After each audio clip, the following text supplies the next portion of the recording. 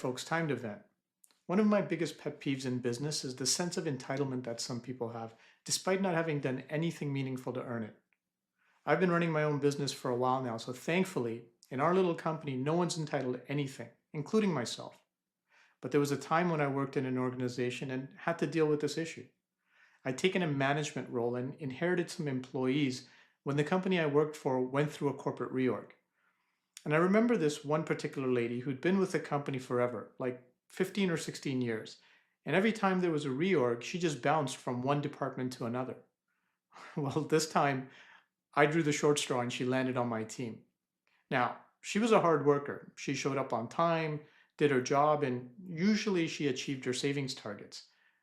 Unfortunately, she thought that meant she should get an exceeds expectations on her annual performance review because for the past 15 or 16 years, that's what other managers had given her.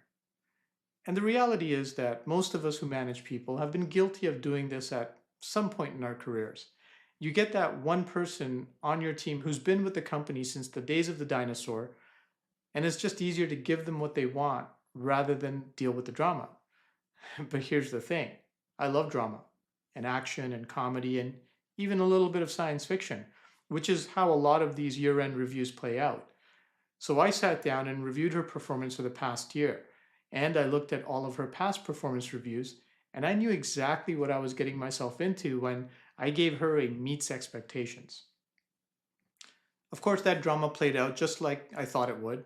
In the end, I didn't give her what she wanted just because she felt entitled to it. She complained, I shrugged my shoulders, and eventually replaced her with someone far more capable. But it's not just employees with a sense of entitlement. We're seeing this more and more with vendors as well.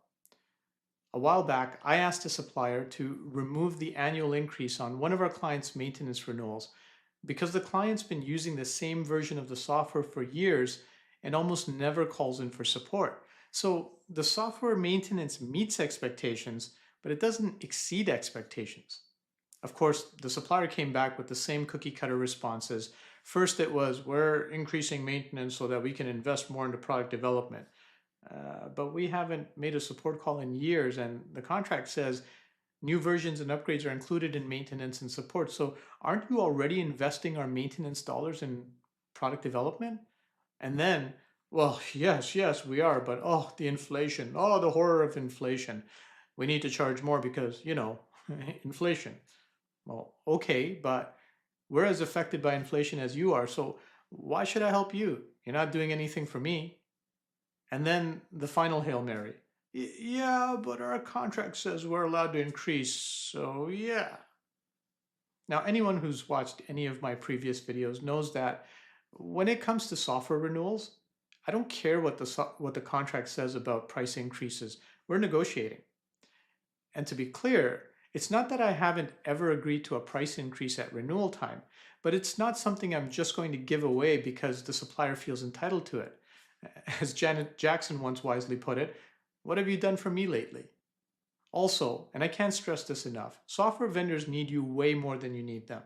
Technology can be replaced. Sometimes it's painful, but not nearly as painful as trying to replace lost revenue from a customer who dumped you because you tried to squeeze a few more percentage points out of them at renewal time. I've said this many times before, and I'll keep saying it until someone finally puts me out of my misery. You are the customer. It's your money, and you get to decide how you want to spend it. If there are suppliers out there who want your money, they have to earn it every single time. And on the topic of renewals, it's never too early to start negotiating your annual renewals. If you need help with that, or you'd like to know more about the negotiating strategies, you need to check out the Deal Desk. It's a new community I've launched, packed with super helpful articles, a ton of videos on topics like negotiations, consulting, and contract management, and a place where you can ask all of your burning questions, which I'll answer every week. The link to join is in the comments below.